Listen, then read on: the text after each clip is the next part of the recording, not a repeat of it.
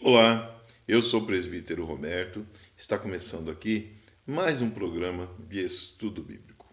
Um programa que irá nos trazer no nosso dia a dia de leitura um estudo mais aprofundado, um estudo muito melhor, elaborado com tudo aquilo que está dentro da palavra de Deus. Mas antes, porém, eu lhe peço que você possa seguir o meu canal, que você possa compartilhar este vídeo, que você possa levar a outras pessoas o mesmo conhecimento que nós estamos tendo aqui com essa oportunidade maravilhosa por essa televisiva. E também quero apresentar para vocês o meu livro de estudo. Eu tenho aqui uma Bíblia do ano de 1995, uma Bíblia corrigida do João Ferreira de Almeida, onde ela tem várias variantes, aqui onde nós estamos estudando todos os programas. E é sobre essa Bíblia, sobre este livro sagrado, sobre essas variantes, que nós damos aqui esse conhecimento revelado pelo nosso Senhor bom Deus, o Espírito Santo e o nosso Senhor Jesus. Então vamos dar continuidade. Semana passada, quem assistiu o vídeo anterior, o estudo anterior, falamos sobre o capítulo 1 e 2 de 1 Tessalonicenses. Vamos dar continuidade aqui no capítulo 3. Fique aí com a vinheta do programa e eu já volto. Deus criou a humanidade? Como devo ler a Bíblia? O Mar Vermelho se abriu mesmo? Quanto tempo o povo andou no deserto? Que fim levou a Arca da Aliança? Existiu mesmo a Arca de Noé? Estudo Bíblico. Apresentação Roberto Chagas. Vamos então ler aqui o capítulo 3. Eu vou lendo algumas partes, vou fazendo as paradas, lendo aqui as variantes, onde tem essas relevâncias aqui para podermos explicar um pouco sobre as questões do que está acontecendo e vamos estudando junto a palavra de Deus. Pelo que não podendo esperar mais, de boa mente, que quisemos deixar-nos ficar sós em Atenas, enviamos Timóteo, nosso irmão e ministro de Deus, e como cooperador do Evangelho de Cristo, para vos confortar e vos exortar acerca de nossa fé, para que ninguém se comova por essas tribulações, porque vós mesmos sabeis que para isso fomos ordenados, pois, estando ainda convosco, vos predizíamos que havíamos de ser afligidos como sucedeu, e vós o sabeis. Portanto, não podendo eu também esperar mais, mandei-o saber da vossa fé, temendo que o tentador vos tentasse, e o nosso trabalho viesse a ser inútil. Então vamos dar uma parada aqui para compreender o que Paulo está se relacionando nesta carta para a igreja tessalônica e falando sobre a ida de Timóteo até lá.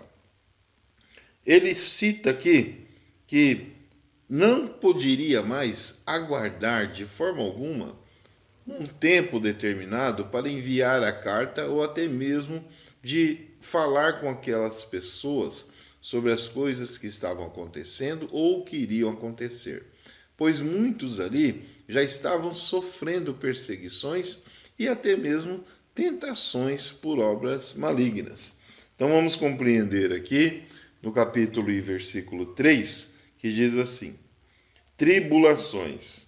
Os seguidores de Cristo não devem considerar a tribulação, a perseguição e a aflição coisas estranhas à vida cristã. Os crentes verdadeiros, que rejeitam as características prevalecentes no meio de onde vivem, sofrerão tribulação. Essas tribulações não devem ser identificadas com o derramamento da ira de Deus sobre os ímpios no tempo do fim. Então vamos entender essa questão lembrando já sobre o que Jesus disse. Jesus deixou bem claro assim: neste mundo tereis aflições, neste mundo tereis tribulações. Neste mundo você irá passar por problemas. Neste mundo você será perseguido. As coisas não serão fáceis, mas eu estou contigo. Então, quando Jesus diz assim, eu estou contigo, é porque nós vamos vencer todas as tribulações. Vamos derrubar todas as barreiras que irão estar à nossa frente. Todas as situações adversas serão ultrapassadas. E Paulo está falando aqui para a igreja tessalônica. Por mais difícil que seja a situação, por mais pior que ela possa ficar, Jesus está contigo. Então não desanime, não fique aí desapontado com tantos problemas que irão aparecer, porque é assim que funciona aquele que é cristão.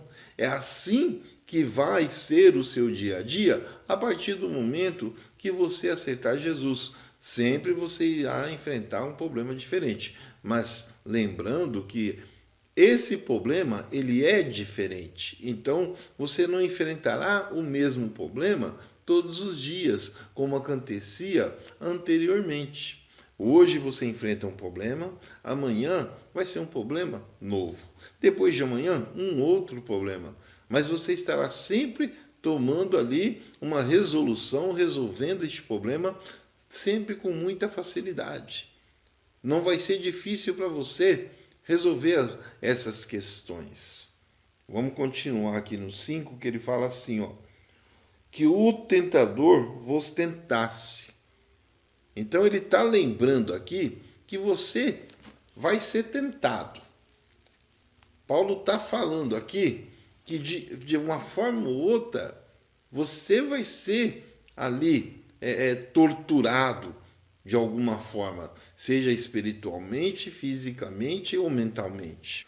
Vamos entender e compreender o que Paulo fala sobre o tentador vos atente.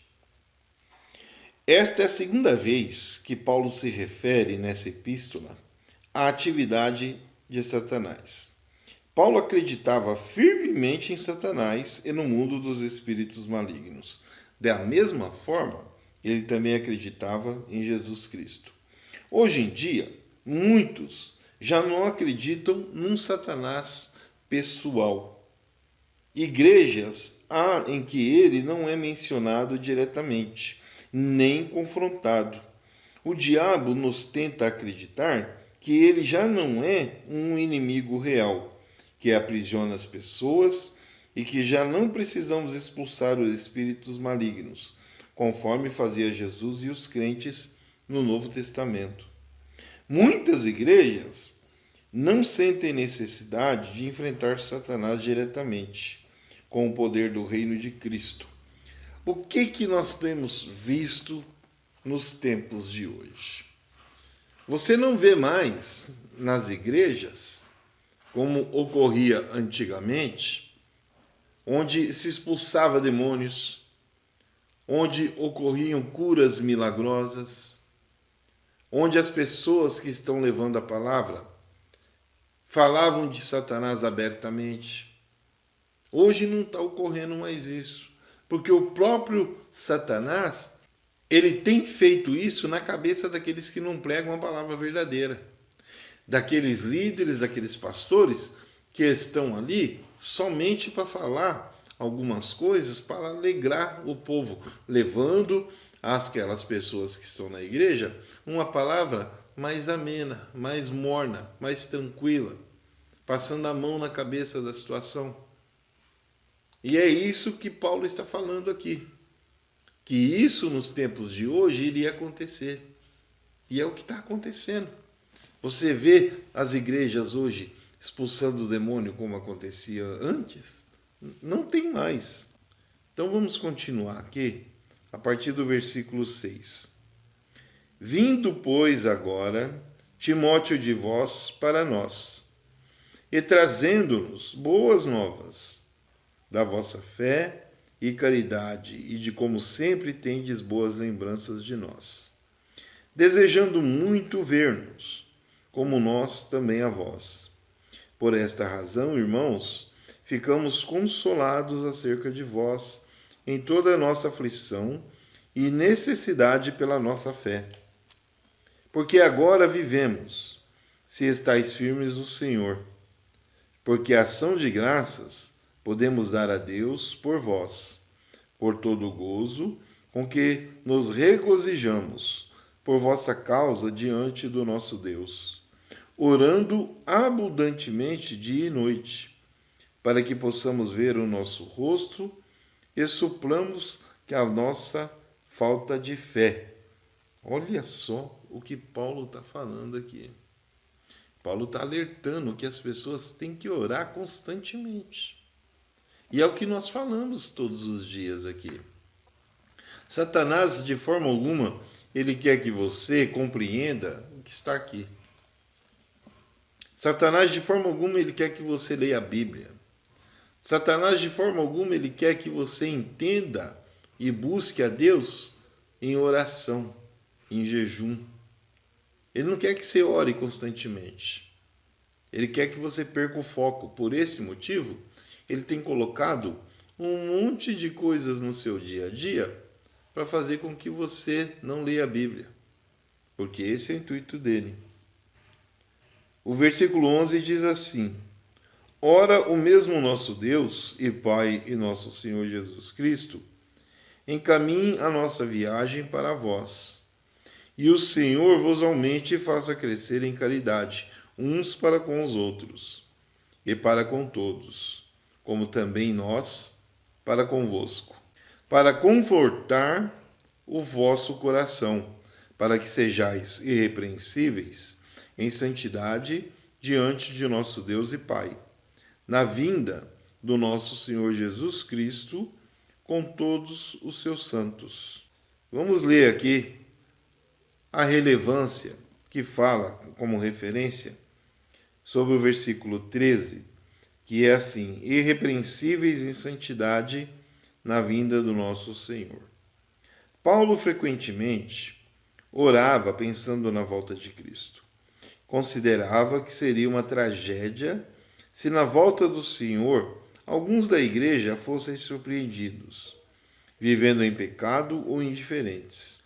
Jesus salientou esse mesmo interesse, preocupado com que as pessoas que estivessem desde a sua ressurreição perdessem totalmente o contato com ele.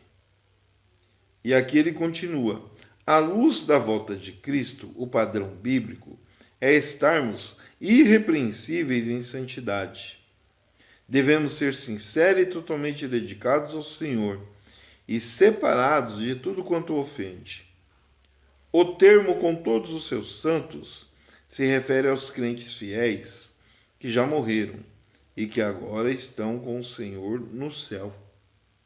Olha aqui, ó, uma pergunta muito interessante que já me fizeram aqui, né? Se os santos dos santos já estão com Jesus. Paulo está respondendo que sim, né? Mas não é todos que são santos dos santos e já sobe direto para o céu. Muitos estão dormindo ainda. Muitos estão dormindo ainda. Vamos continuar aqui no capítulo de número 4, que tem um título que diz assim: Exortação à santidade, ao amor fraternal e ao trabalho. Finalmente, irmãos, vos rogamos e exortamos no Senhor Jesus, que assim como recebeste de nós, de que maneira convém andar e agradar a Deus, assim andai, para que continueis a progredir cada vez mais. Porque vós bem sabeis que mandamentos vos tenho dado pelo Senhor Jesus, porque esta é a vontade de Deus, a vossa santificação, que vos abstenhais da prostituição. Cada um de vós saiba possuir o seu vaso em santificação e honra. Vamos dar uma paradinha aqui nesse versículo 4 e compreender aqui essas questões que Paulo fala sobre a vontade de Deus em nossas vidas. Embora vivesse numa sociedade onde o pecado sexual era comum e aceitável, os apóstolos não transigiam com a verdade e a santidade de Deus. Não rebaixaram os padrões, morais para acomodá-las às ideias e tendências daquela sociedade. Sempre que se deparavam com baixos padrões morais em alguma igreja, repreendiam-na e procuravam corrigi-la, considerando padrões que fossem precisos. A baixa moralidade que prevalecesse nos nossos dias de hoje. Precisaríamos de dirigentes iguais aos dos apóstolos, para proclamar a igreja e obedecer os padrões divinos de retidão. A gente fala isso o tempo inteiro, que hoje a maioria das lideranças, dos líderes, principalmente em casos dessas transgressões sexuais que Paulo está citando, estão passando a mão na cabeça dos membros. Estão passando a mão na cabeça do homem e da mulher que estão cometendo esse pecado sexual de traição. E aqui Paulo cita que nos tempos de hoje seria necessário que os líderes fossem como os apóstolos anteriormente, duros, firmes, rígidos para repreender toda essa questão. Está terminando aqui o nosso primeiro bloco. Fica aí com os nossos apoiadores e eu já volto. Ótica Condor. Aqui você encontra as armações e lentes com a melhor qualidade e economia. Óculos é muito mais que um acessório, é estilo de vida no seu dia a dia. Armações que combinam com você, que não vive sem um lindo óculos de sol. Ótica Condor, há 42 anos servindo você e sua família. Rua Emiliano Perneta, 288, Shopping Green Tower, Loja 9, Centro, Curitiba. Telefone 041 98445 3353 041 3223 1887. Ótica Condor, a melhor de Curitiba.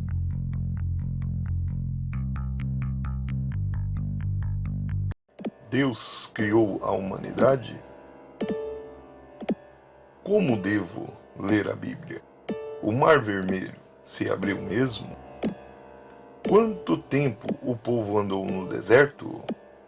Que fim levou a Arca da Aliança? Existiu mesmo a Arca de Noé? Estudo Bíblico. Apresentação Roberto Chagas.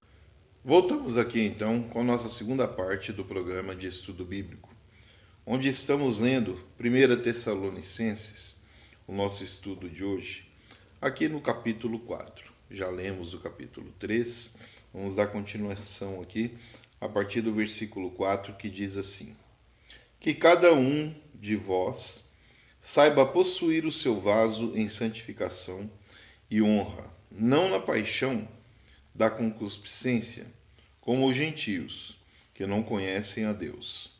Ninguém oprima ou engane o seu irmão em negócio algum, porque o Senhor é vingador de todas essas coisas, como também antes vô-lo dissemos e testificamos. Porque não nos chamou Deus para a imundícia, mas para a santificação. Paulo está lembrando aqui, em 1 Tessalonicenses, na mesma carta que ele enviou para as outras as igrejas, sobre a questão da enganação. Essa questão, ela nos deixa bem claro quando um cristão é dono de um comércio, é dono de um negócio, e esse cristão ele gosta de levar vantagem em cima de outros irmãos. Vamos dar um exemplo, alguns pequenos empreendedores, algumas situações que você ou outras pessoas que você conhece já deve ter passado dentro do ministério que você congrega. Então, vou citar algumas profissões, porque nós temos inúmeros profissionais dentro dos ministérios. Nós temos pintor, nós temos encanador, eletricista, fotógrafo, pessoas que fazem eventos, festas, donos de salão de cabeleireiro, salão de barbearia. Nós temos inúmeras profissões aqui dentro do nosso ministério. E muitas vezes nós sempre falamos dentro da nossa igreja, dentro do nosso ministério, para que você possa abençoar o irmão da igreja quando for fazer um trabalho. A mulher, por exemplo, quer cuidar do seu cabelo, quer fazer a sua unha, quer ir na manicure, procure um empreendedor que está dentro do ministério. O homem quer cuidar de uma parte estética, que ele tem ali alguém dentro do ministério que tem uma academia, quer cuidar do seu carro, tem um eletricista, tem ali um mecânico que faz parte do ministério, leve seu carro até esse irmão da igreja. Você que está precisando fazer uma reforma na sua casa, precisa ali de um trabalho geral, tanto na construção civil ou só pequenos reparos, chame esse irmão da igreja. Mas o que Paulo está alertando aqui? Que muitas vezes o que está ocorrendo dentro do nosso ministério é de nós procurarmos o ímpio lá fora para realizar um trabalho que nós precisamos. Sabe por qual motivo? Porque a pessoa que tem dentro do nosso ministério acaba querendo levar vantagem em cima do irmão que está ali lhe procurando para servir a esse propósito. Ao invés de ele levar ali uma pessoa da igreja, como eu já fiz muitas vezes, eu não quero de forma alguma dizer que eu sou a melhor pessoa, mas eu procuro colocar um preço justo. E é isso que eu digo para você aí. Coloque um preço justo. Se puder, dê um pequeno desconto. Isso daí vai fazer com que as outras pessoas da igreja o procurem você também. Mas se você quiser levar vantagem em cima do seu irmão da igreja, você vai perder o serviço com ele e também com os outros. Você acaba perdendo a confiança dentro do seu ministério. Você acaba perdendo trabalhos que você poderia fazer dentro da igreja ali com seus irmãos, abençoando eles e eles te abençoando. E não é isso que nós vemos nos tempos de hoje, e infelizmente, nós não vemos isso. Então vamos ler aqui essas questões que Paulo está citando aqui. Que ninguém engane a seu irmão.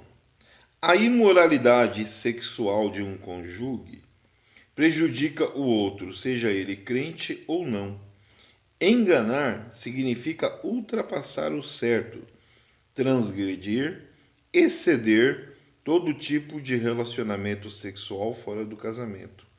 Além de pecaminoso, constitui terrível ato de injustiça contra outra pessoa. O adultério viola os direitos do outro cônjuge. Intimidade sexual antes do casamento arruinam a santidade e a castidade estabelecidas por Deus para o gênero humano. Destroem a pureza e a virgindade que deve ser conservada para o casamento. É raro você ver uma pessoa hoje que obedece todas essas leis que Paulo está citando. Aqui, quando ele fala de enganos, ele está citando o ato principalmente de traição. Pois o que ele vinha ouvindo de todas as outras igrejas, de todas as outras pessoas, que esse ato era o que estava mais sendo atribuído aos erros cometidos dentro dos irmãos da igreja. E não é diferente do tempo de hoje. Infelizmente, nós temos muitas pessoas ainda dentro da igreja que cometem esse tipo de traição. E quando eu falo em traição, não é somente o ato em si, a prática da atividade sexual. Porque você pratica um ato de traição no seu coração, no seu pensamento, na sua mente, no seu desejo íntimo. Porque só de você olhar para uma pessoa e já desejar aquela pessoa sendo casado, ou ela sendo casada, você já está pecando. Porque Deus, ele é onipotente, onisciente e onipresente. Deus sabe dos seus atos em seu pensamento. Então muita gente acha que o pecado em si, da traição, mas eu só pensei, eu não cometi o erro, que isso não é um erro, e é um erro. Ele é um erro também. Muitas vezes a pessoa cria uma fantasia e no momento íntimo com sua esposa, ou a esposa no momento íntimo com seu marido, com seu companheiro, está ali pensando em outra pessoa. Isso daí é um erro gravíssimo. Nós precisamos nos atentar a tudo isso que Paulo está falando, para não perdermos de forma alguma a nossa salvação. Preste atenção muito nesse estudo. Preste muita atenção. Portanto, quem despreza isso, a partir do versículo 8 agora. Portanto, quem despreza isso, não despreza ao homem, mas sim a Deus, que nos deu também o seu Espírito Santo. Quanto, porém, à caridade fraternal, não necessitais de que vos escreva, visto que vós mesmos estáis instruídos por Deus, que vos ameis uns aos outros. Porque também já assim o fazei para que com todos os irmãos que estão por toda a Macedônia. Exortamo-nos, porém, a que ainda nisso continueis a progredir cada vez mais, e procureis viver quietos e tratar dos vossos próprios negócios, e trabalhar com vossas próprias mãos, como já vô-lo tenho mandado. Vamos compreender, entender um pouco sobre o versículo 8, que diz assim: portanto, quem despreza isso, não despreza ao homem, mas sim a Deus. Aqueles que rejeitam a instrução do apóstolo sobre a santificação e pureza, estão rejeitando a Deus. Aqui ele está citando a ele próprio, mas vamos traduzir essa parte da referência a todos líderes de hoje que são verdadeiros, que pregam a palavra. Então, aquele que despreza a instrução da sua liderança, aquele que despreza a instrução do seu pastor, do líder da igreja, principalmente jovens, quero falar para jovens. Não que os adultos não cometam falhas, erros, cometem também. Mas os jovens é mais prático esse ato de errar. Quando você tem um líder jovem e ele vai ali e fala algo para instruir outro jovem, muitas vezes eles dizem assim: mas quem é você para querer me instruir? Você é da minha idade, comete os mesmos erros, pois eu já vi você com fulano e ciclano. Aquilo que os olhos vê, muitas vezes nos engana. Porque nem sempre um líder jovem comete os mesmos erros que um outro que está dentro ali da sua liderança. Eu já vi casos de uma garota jovem que tinha uma habilidade tremenda para lidar com as pessoas. Ela tinha cerca de 17 anos de idade na época, e muitos chegavam a mim dizendo que ela não servia para ser líder devido à forma que ela se portava com os meninos, da forma que ela tratava os meninos. Quando você está vendo com os olhos maus, você vai ver com maldade tudo que se faz. Por que eu estou dizendo isso? Porque essa jovem ficou na liderança durante um bom tempo. Conheceu um rapaz. E este rapaz deu um testemunho no dia do casamento e depois do casamento, falando que essa jovem, apesar de ser amiga de todo mundo, de brincar com todo mundo, casou com ele virgem, se guardou. Então você vê como é as coisas. As pessoas falam muito de uma pessoa sem entender o profundo que está no seu coração. Porque o tratar bem não é isso. Nós já vimos muito desses casos. Quando, por exemplo, uma mulher ela trata bem um homem e esse homem acha que ela está abrindo uma vantagem para ela e acaba se declarando ou passando do limite. Já vimos muito disso. Então nós temos que tomar cuidado, temos que vigiar em todas essas partes. Desconsiderar a admoestação de Paulo é resistir deliberadamente ao Espírito Santo e à pureza que ele deseja.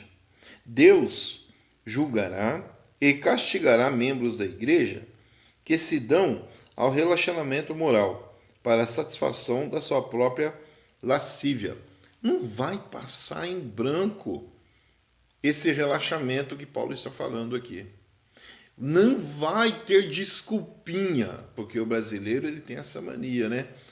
Depois eu dou um jeitinho, eu me explico para Deus. Ontem mesmo eu estava conversando com minha esposa sobre algumas pessoas que deixaram de estar conosco. Porque no dia que Jesus chamar, vai querer dar uma desculpa, vai querer se explicar, dizendo: olha, Jesus, o Senhor conhece muito bem como era a minha vida. Eu tinha contas a pagar, eu tinha um filho que me dava dor de cabeça, eu tinha netos que eu tinha que cuidar do futuro dele. Eu precisava trabalhar. Só que o trabalho tomou conta da vida e deixou de vir aos cultos, deixou de cuidar da parte espiritual. E depois vai querer se explicar com Jesus, achando que Jesus, só porque é amor, irá entender ela, porque conhecia seus problemas todos. Todos os que no mundo ou dentro da igreja rejeitam a verdade e têm prazer na iniquidade, serão abandonados por Cristo quando os crentes fiéis forem arrebatados para encontrar o Senhor nos ares. Acabei de falar disso. Você vai ficar. Não vai ter jeitinho brasileiro que envolva Jesus nos seus erros. Sofrerão destruição, ira, castigo e condenação, quando do céu se manifestar o Senhor Jesus, com os anjos do seu poder em chama de fogo, para julgar todos os que não obedecem o Evangelho. Não vai ter jeitinho no céu. Não vai ter jeitinho. É sim ou não. Ou você escolhe servir Jesus, ou você escolhe fazer do seu jeito. Eu sempre gosto de lembrar aqui sobre a questão do livre-arbítrio. Não existe para o cristão o livre-arbítrio. Você pode escolher entre o certo e o errado. Você pode fazer o que quer. Não existe isso. Você vai fazer o certo que Jesus te ordenar e você vai fazer o certo que é certo e pronto. Não tem essa de, o que eu estou fazendo eu sei que está errado, mas é para o bem de todos. Não. Não é assim que funciona a coisa. Não é dessa forma que Jesus quer que você lide o dia a dia. Vamos prosseguir nos ensinamentos de Paulo aqui, a partir do versículo 9. Quando, porém, a caridade fraternal não necessitais de que vos escreva, visto que vós mesmos estáis instruídos por Deus, que vos ameis uns aos outros, porque também já assim o fazeis para com todos os irmãos que estão por toda a Macedônia.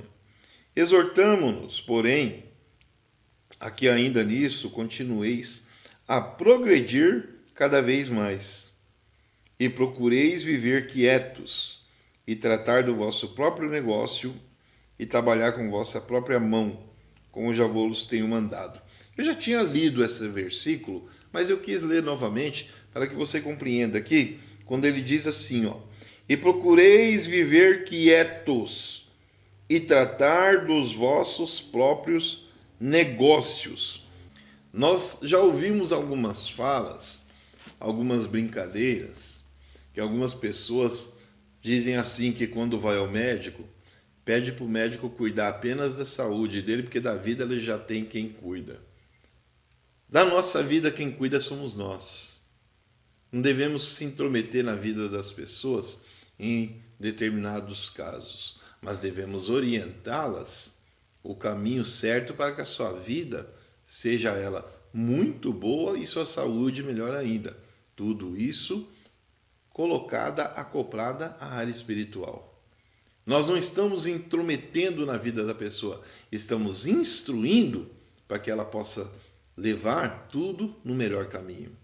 Porque se intrometer na vida de uma pessoa é uma coisa, instruí-la a não cometer os erros é outra coisa diferente. É muito diferente. Para que andeis honestamente para com os que estão de fora e não necessiteis de coisa alguma. Paulo está bem claro nessa parte aqui. Quando você auxilia uma pessoa da forma correta, essa pessoa, ela irá sempre estar resolvendo as questões com mais facilidade e não vai precisar de muitas soluções nos problemas do seu dia a dia. Ela vai achar a solução com uma rapidez tamanha que irá surpreender a ela mesma. Que ela irá falar assim, poxa vida, como eu consegui resolver essa situação sozinha. Muitas vezes vai acontecer isso. Porque antigamente ela não conseguia resolver esses problemas, mas agora consegue. Agora ficou mais fácil.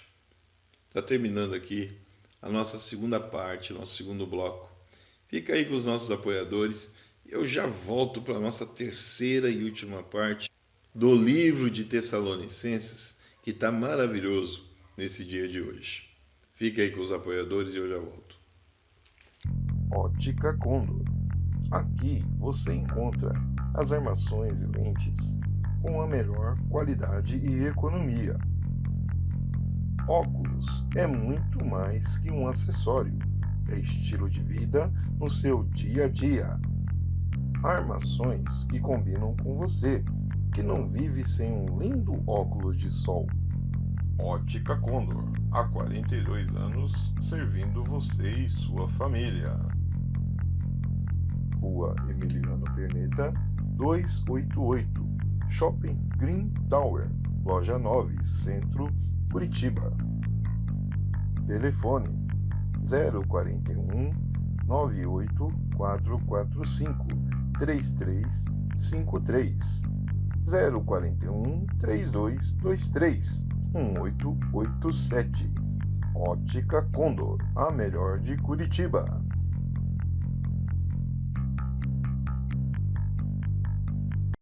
Deus criou a humanidade? Como devo ler a Bíblia? O Mar Vermelho se abriu mesmo? Quanto tempo o povo andou no deserto? Que fim levou a Arca da Aliança? Existiu mesmo a Arca de Noé? Estudo Bíblico. Apresentação Roberto Chagas. Pois bem, voltamos aqui com o nosso terceiro e último bloco. Vamos dar continuidade a partir do versículo 13 e ler também o capítulo 5 para finalizar o estudo de hoje. O título da minha Bíblia diz assim: Acerca da ressurreição e vinda de Cristo. Estamos no capítulo 4, versículo 13. Não quero, porém, irmãos, que sejais ignorantes acerca dos que já dormem, para que não vos entristeçais, como os demais que não têm esperança. Porque se crermos que Jesus morreu e ressuscitou, assim também aos que em Jesus dormem, Deus os tornará a trazer com ele. Dizemos-vos, pois que isto pela palavra do Senhor, que nós, o que ficamos vivos para a vinda do Senhor, não precederemos os que dormem, porque o mesmo Senhor descerá do céu com alarido, e com voz de arcanjo, e com a trombeta de Deus. E os que morreram em Cristo ressuscitarão primeiro. Depois nós, os que ficamos vivos, seremos arrebatados juntamente com ele nas nuvens, e encontrar o Senhor nos ares. E assim estaremos sempre com o Senhor. Portanto, consolai-vos uns aos outros com essas palavras. Então, Paulo ressalta novamente aqui a preocupação do povo de Tessalônica com aqueles que morreram, se seriam salvos ou não Então Paulo está falando aqui que da forma que as coisas estavam ali acontecendo e antecedem a volta de Cristo, seria da seguinte forma a vinda do nosso Senhor Jesus. Ele viria ali com os anjos, ele viria em forma de alarido, ele viria fazendo barulho, tocando trombetas, e primeiramente aqueles que morreram e aceitaram Jesus, que fizeram uma boa obra, seriam ali ressuscitados, seriam ali subir aos céus. E logo após, aqueles que estavam ali vivos e aceitaram Jesus seriam arrebatados. Então nós temos duas formas aqui. Os que estão mortos ressuscitam, os que estão vivos são arrebatados. Então nós vemos que será de duas formas, dois ápices. Aquela transição quando Jesus voltar. No número 5 ele dá uma continuação falando assim: mas irmãos, acerca dos tempos e das estações, não necessitais que se vos escreva, porque vós mesmos sabeis muito bem que o dia do Senhor virá como ladrão de noite. Pois que, quando disseram a paz e segurança, então lhes sobrevirá repentina destruição, como as dores de parto, aquela que está grávida, e de modo nenhum escaparão. Mas vós, irmãos, já não estáis em trevas, para que aquele dia vos surpreenda como um ladrão. Porque todos vós sois filhos da luz e filhos do dia. Nós não somos da noite nem das trevas. Não durmamos, pois como os demais, mas vigiemos e sejamos sóbrios. Esse capítulo 6, ele lembra a parábola, que Jesus deixou das 10 virgens, que lá vem o noivo. Faltou azeite, Então temos que vigiar. Porque os que dormem, dormem de noite, e os que se embebedam, embebedam-se de noite. Mas nós, que somos do dia, sejamos sóbrios, vestindo-nos da couraça da fé e da caridade, e tendo por capacete a esperança da salvação. Isso aqui é um versículo 7. Me fizeram uma pergunta há um tempo atrás sobre essa questão de aqueles que saem à noite para suas bebedices, para cometer seus erros, suas falhas, seus pecados, mas há também aquelas pessoas que trabalham à noite. E muitos trabalham aí à noite como segurança de bares, trabalham como servidores nesses bares de alguma forma, arrumando o bar ou arrumando uma loja de alguma forma. E essas pessoas que trabalham à noite vão ser salvos? Serão se estão em Cristo. Serão. Mas alguns deles que estão em Cristo, mas estão trabalhando de uma forma errada, não serão salvos. Mas qual que são esses? Você pode estar me perguntando aí, que trabalha de forma errada. Então vamos dar um exemplo, que hoje nós temos a segurança que trabalha, tanto homem como mulher, em várias casas noturnas, tanto em casas que tem ali algumas prostituições, ou em outras casas que tem outro tipo de situações. Então vamos dar alguns exemplos. Um show, por exemplo, de música mundana, onde ocorre aí uma série de danças que nós recriminamos. Ali, uma equipe de segurança é contratada, e dentre as seguranças há um cristão, seja ele um cooperador, um pregador da palavra ou um pastor, porque muitos pastores trabalham de segurança. Trabalham como policial militar, são policial civil, são bombeiros e assim afora. Mas se esse profissional está trabalhando numa área que ele foi designado e não é uma área apropriada para que ele esteja, ele pode muito bem escolher ali se ele quer trabalhar naquele serviço que atinge essas áreas ou se quer sair dessa área, ou procurar o seu encarregado, o seu chefe. Se for de uma área militar, ele precisa procurar ali o tenente, o capitão, alguém ali do comando da guarnição onde ele trabalha, para que o tire desse momento de fazer esse tipo de trabalho nesses shows, nesses eventos. Ele pode muito bem pedir para que possa ser liberado nesses momentos. E isso acontece muitas vezes, mas outras vezes não, porque a perseguição ela está fora. Mas você precisa compreender que essa pessoa que está trabalhando à noite, ele vai ter uma opção para escolher. Se vai continuar neste ramo de atividade ou se vai mudar o ramo de atividade. Então nós temos que compreender tudo isso daí, né? Outra coisa, nós temos aquelas que trabalham na área médica, que trabalham para salvar vidas, né? Que são os policiais, que são os médicos, que fazem plantões, os seus serviços à noite. Esses aí serão salvos? Claro que serão salvos. Todo mundo ali terá a sua salvação dirigida pelo nosso Senhor Jesus Cristo. Mas avalie-se bem o que você está fazendo. Qual é o tipo de trabalho que você está fazendo? Então vamos continuar aqui a partir do versículo 8, que diz assim: Mas nós que somos do dia, sejamos sóbrios, vestindo-nos da couraça da fé e da caridade, e tendo por capacete a esperança da salvação. Olha aí, ó. Acabei de falar daquele que trabalha à noite, que ele tem que estar vigilante, tem que saber escolher. Mas o que está de dia é a mesma coisa. Nem todo mundo que está de dia está fazendo a coisa certa.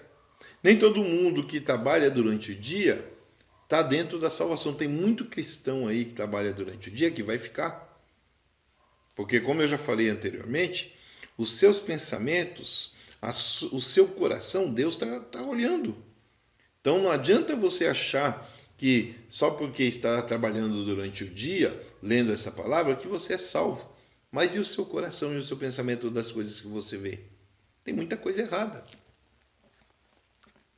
Porque Deus não nos destinou para a ira, mas para a aquisição da salvação por nosso Senhor Jesus Cristo, que morreu por nós, para que quer vigiamos, que durmamos, que vivamos juntamente com Ele. Pelo que exortai-vos uns aos outros, e edificai-vos uns aos outros, como também o fazeis. Vamos dar uma lida aqui quando ele fala de vigiar e de sejamos sóbrios. A vigilância diz assim: significa manter-se acordado e alerta. O contexto diz que Paulo não está exortando seus leitores a ficarem à espera do dia do Senhor, mas a estarem espiritualmente preparados para escapar da ira do Senhor. Se quisermos escapar da ira de Deus, devemos permanecer espiritualmente acordados e moralmente alertas, e devemos continuar na fé, no amor, na esperança e na salvação, visto que os fiéis serão protegidos da ira de Deus por meio do arrebatamento. Não devemos temer o dia do Senhor, mas esperar dos céus o seu Filho Jesus, que nos livra da sua futura ira. Olha só o que Paulo está falando. Nós temos que vigiar constantemente. Temos que estar muito atentos, porque é iminente a vinda do nosso Senhor. No 6, quando ele diz assim que sejamos sóbrios, ele fala: a palavra sóbrio tem dois significados nos tempos do Novo Testamento. O significado primário é literal, conforme a explicação de vários léxicos do grego. É um estado de abstinência do vinho, não beber vinho, abastecer-se de vinho, estar totalmente livre dos efeitos do vinho, ou estar sóbrio, abstinente de vinho. A palavra tem um segundo sentido metafórico de alerta, vigilância ou domínio próprio, estar espiritualmente alerta e controlado, exatamente como alguém que não tenha tomado bebida alcoólica. Nós sabemos que a bebida, ela deixa a pessoa transtornada. A pessoa perde seus sentidos. O seu alerta, ele fica menos atento às coisas. Então Paulo está falando aqui que sejamos sóbrios, para ficarmos atentos à volta de Cristo. E ele continua aqui ainda. O contexto desse versículo deixa ver que Paulo tinha em mente o significado literal das palavras vigiemos e sejamos sóbrios.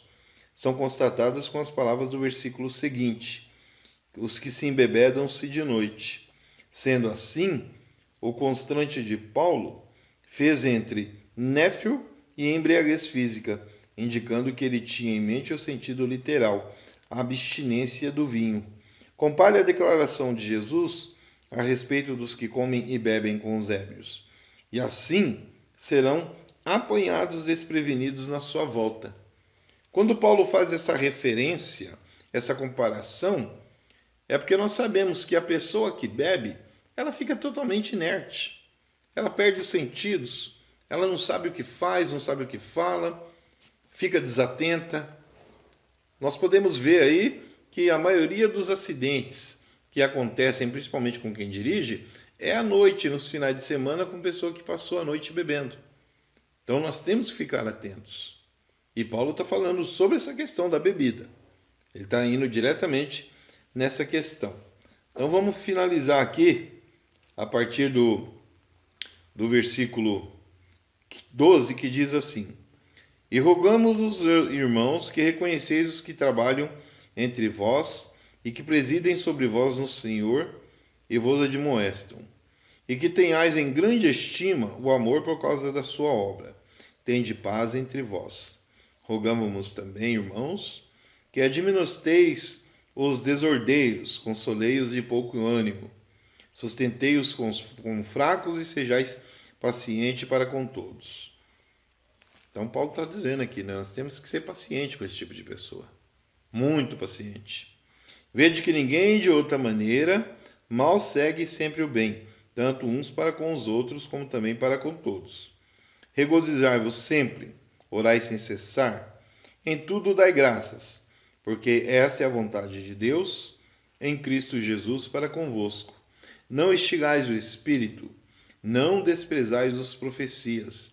Examinai tudo, retente o bem, abstente-vos de toda aparência do mal, e o mesmo Deus de paz que vos santifique em todo o vosso espírito e alma e corpo, e sejam plenamente conservados e irrepreensíveis para a vinda do nosso Senhor Jesus Cristo. Fiel é o que vos chama, o qual também o fará. Irmãos, orai por nós. Saudai a todos os irmãos com ósculo santo. Pelo Senhor, vos conjuro que esta epístola seja lida a todos os santos e irmãos. A graça do nosso vosso Senhor Jesus Cristo seja convosco. Então, Paulo pede que essa carta seja lida a todos. Seja a todos. E neste momento, eu peço para você que possa nos auxiliar. Eu vou estar daqui a pouco fazendo uma oração para você, para que você não fique ocioso e nem ansioso devido à volta de Cristo. Ela é iminente. Ela vai acontecer. Mas antes, porém, a produção está colocando para você aí a minha rede social. Me ajude. Em todos os programas eu tenho feito isso.